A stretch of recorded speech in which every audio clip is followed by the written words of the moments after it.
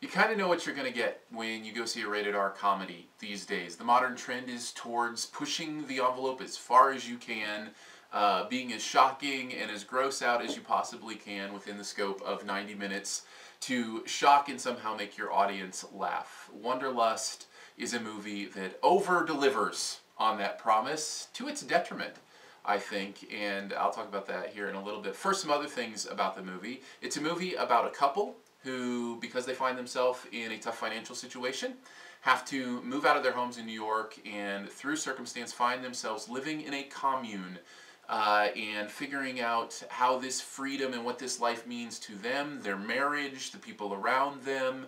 It really is underneath all of this raunchy comedy. There really is actually a little bit of a sweet story about this couple that's happening here, and something that you might want to root for if it weren't for all the distracting things happening around them. And it's funny. There are moments of this movie that I genuinely thought were hilarious. I love Paul Rudd. I think his delivery is incredible. Jennifer Aniston is great as well. I think both of them are very talented in what they do, but again, hard for them to escape this movie unscathed as well from how shocking and raunchy it wanted to be. And that's where the detriment comes in. I think there's a real fine balance when you want to do this. Now, I should say, this isn't my cup of tea anyway. I'm not a big fan of the gross out humor, the push the envelope type humor. I find it more distracting than entertaining usually. There are exceptions.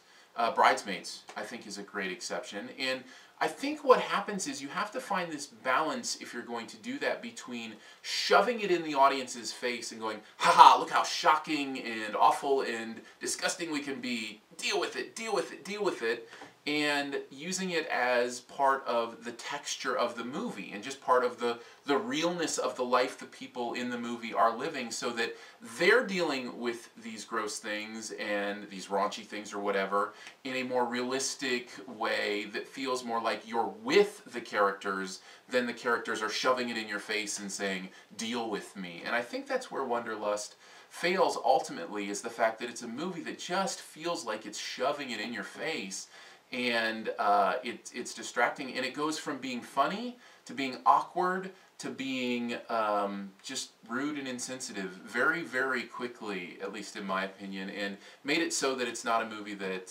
that either I enjoyed or could recommend to anyone. Wanderlust, even though it's got some great people in it, and they're funny people, and there are some funny moments, it's just not worth it.